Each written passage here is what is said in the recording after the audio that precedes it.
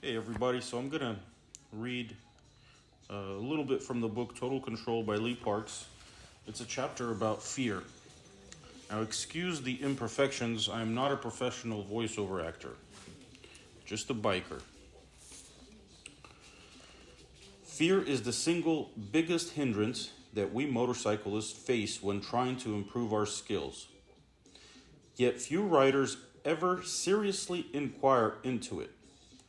To make matters worse, it is seldom written about in motorcycle magazines or books, and rarely dealt with in popular riding schools.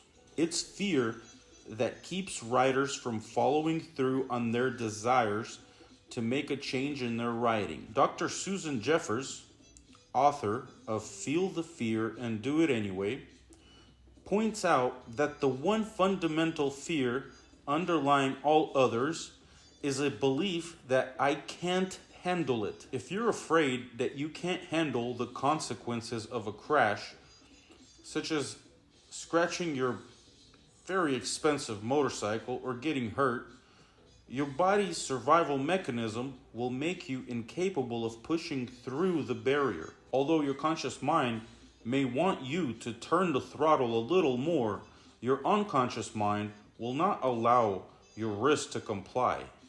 This is a frustrating situation for anyone serious about improving their skills, but unaware what is stopping them from making progress. Acknowledging your fears by putting them into positive. Verbal language can eliminate the negative influence they have on your writing. In other words, once you speak, basically they're saying when you speak out the fear, instead of just thinking it, you speak it out. In other words, once you speak, not just think the words, I can handle it if my bike goes down. So don't just think that, say it out loud. I can handle it if my bike goes down. Or whatever it is that you're afraid of. The fear no longer has control over your behavior. At this point, you can concentrate on the task at hand without having your subconscious cause you to hesitate or wallow in your actions. It should be noted that fear is actually a good thing, but we must learn to work with it rather than struggle against it to make it into a positive influence on our riding. Obviously, fear is necessary for survival.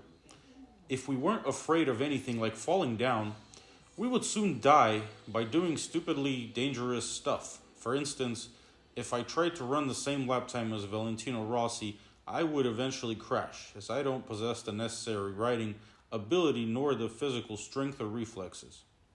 So, when you don't have fear, it's also bad.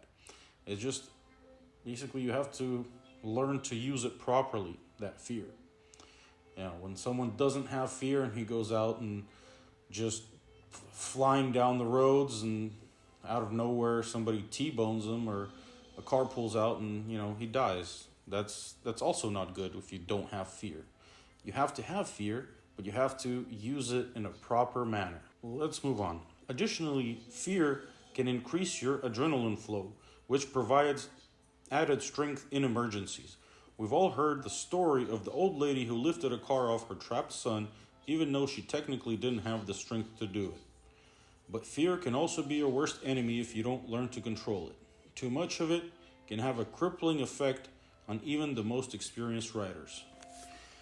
This is very interesting. So what they are trying to say is, basically everything that we have that's given to us from birth, so things like fear, there is the right way and the wrong way to use it. And basically he's saying in this book that you have to use things the right way. Be conscious about how you use the things that you are given at birth.